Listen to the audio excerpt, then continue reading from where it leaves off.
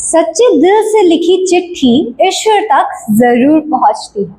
और अगर आपकी आस्था में पावर होगी तो आपकी सारी मुसीबतों की नैया पार हो ही जाती है।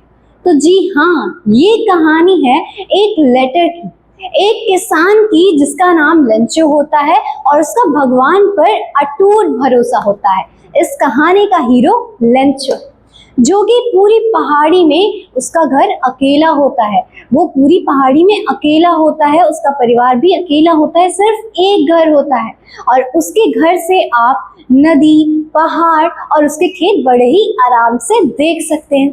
और लंचो जो हमारी कहानी का हीरो है, वो अपने खेत में काम कर ही रहा होता है और मन ही मन बड़ा खुश होता है कि इस बार तो हमारी फसल बहुत अच्छी होने वाली है, क्योंकि उसके मक्के के खेत में छोटे छोटे फूल भी आ गए थे, जो कि ये दर्शाते हैं, ये शो करते हैं कि इस बार की फसल बहुत अच्छी होने वाली है, जो हार्वेस्टिंग होगी वो बहुत अच्छी होने वाली है। और वो मन ही मन में ये भी सोचता है कि बस क्या हो जाए, थोड़ी सी बूंदाबांदी हो जाए, थोड़ी सी बारिश हो जाए। और वो रोज सुबह उठता और बस यही देखता और यही सोचता और आसमान की तरफ देखता कि बस थोड़ी सी बारिश हो जाए और कुछ नहीं करता। और एक दिन वो आसमान की तरफ देख ही रहा होता है और नॉर्थ ईस्ट की तरफ से उत्तरी पूर्व दिशा में वो बड़े बड़े पहाड़ जैसे बादल देखता है, जो कि आ रहे होते हैं। और जो हवा होती है वो बहुत ही फ्रेश, ताजी होती है, बहुत ही मधुर होती है, स्वीट होती है। और तभी वो अपनी वाइफ से, जो कि लंचो की वाइफ होती है और रात का डिनर तैयार कर रही होती है, रात का खाना तैयार कर रही होती है, उससे बोलता है कि आज हमें बारिश मिलकर ही रहेगी। और उसकी वाइफ रिप्लाई देती है, हाँ अगर भगवान ने चाहा तो। और वो सभी बच्चों को, जो कि बाहर काम कर रहे होते हैं, छोटे बच्चे खेल रहे होते हैं, उनको खाने के लिए बुलाती है। और खाने के दौरान ही लंचो की बात सच हो जाती है, बारिश होने लगती है। और लंचो उस बारिश को देखता है और बोलता है कि ये बारिश सिर्फ बारिश नहीं है, ये बूंदे जो हैं, जो बरस रही हैं, ये पैसों की बारिश है। ये देखो, 10 सेंट पैसों से कंपेयर करता है, क्योंकि अगर उसकी खेत में बारिश हो जाती है तो उसकी खेत में और मुनाफा होगा, उसका, उसके परिवार का और मुनाफा होगा। इसलिए उसने उस बारिश को पैसों से कंपेयर किया और बड़ा ही खुश हुआ। लेकिन देखते ही देखते वो बारिश, वो बूंदे ओलों में बदल जाते हैं और वो ओले जो होते हैं, वो बच्चे उनसे खेलने लगते हैं, बड़े ही मजे करने लगते हैं, उनको बटोरने लगते हैं, कलेक्ट करने लगते हैं। लेकिन तभी क्या होता है, लंचो बड़ा ही शॉक्ड हो जाता है, मतलब कि बड़ा ही परेशान हो जाता है कि ये क्या, हे भगवान, और विश करता है कि ये जो तूफान है वो जल्दी से चला जाए। लेकिन अनफॉर्चुनेटली जो तूफान होता है वो 1 घंटे तक लगातार होता ही रहता है, होता ही रहता है। और उसकी सारी फसल, उसकी सारी मेहनत बर्बाद हो जाती है, उसकी सारी मेहनत मिट्टी में मिल जाती है और वो बड़ा ही दुखी होता है। और ऐसा लगता है मानो किसी ने सफेद चादर, सफेद नमक की चादर उसके खेतों पर बिछा दिया हो।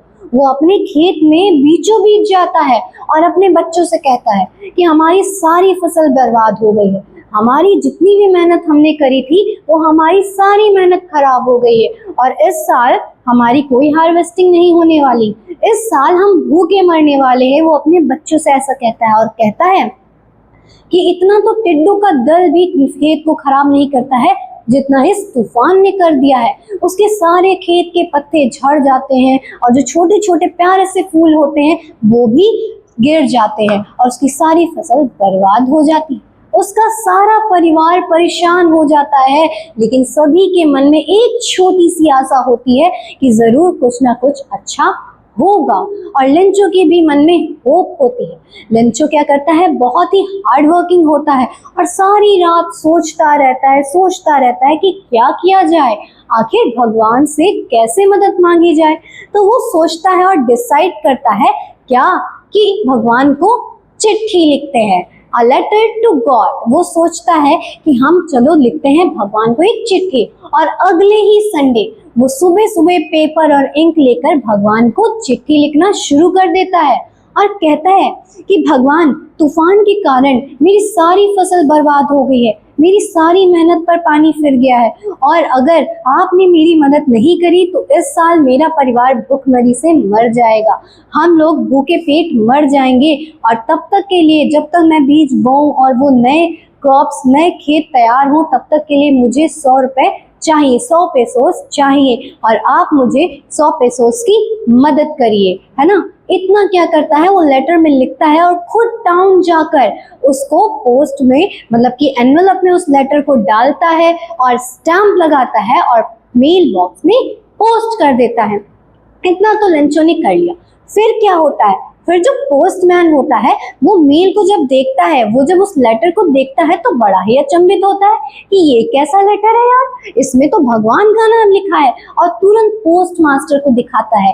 पोस्ट मास्टर हालांकि बड़े ही अच्छे दिल के, अच्छे ही ख्याल के, बहुत ही काइंड पर्सन होते हैं वो, और वो देखते हैं कि ये कैसा लेटर है, इसमें तो भगवान का नाम लिखा हुआ है, और तो कुछ देर तो सब लोग बड़ा हंसते हैं।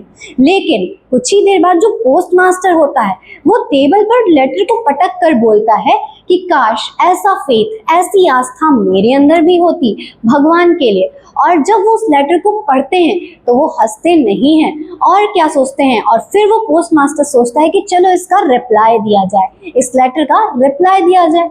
और जब वो उस लेटर को खोलकर पढ़ते हैं तो उनको ये समझ में आता है कि ये रिप्लाई सिर्फ पेपर और इंक से काम नहीं करने वाला है, इसमें और भी कुछ चाहिए। तो वो खैर बड़ा ही दृढ़ निश्चय कर लेता है कि मुझे उसकी मदद करनी है। तो वो क्या करते हैं, सबसे अपने जो भी ऑफिस में एम्प्लॉयज होते हैं, उनसे, कलीग्स होते हैं, उनसे मदद मांगता है और सबसे कहता है कि थोड़े थोड़े पैसे हम सब इकट्ठा करते हैं एज अ चैरिटी। तो जितने भी एम्प्लॉयज होते हैं वो बड़े खुशी मन से लंचू की मदद करना शुरू कर देते हैं।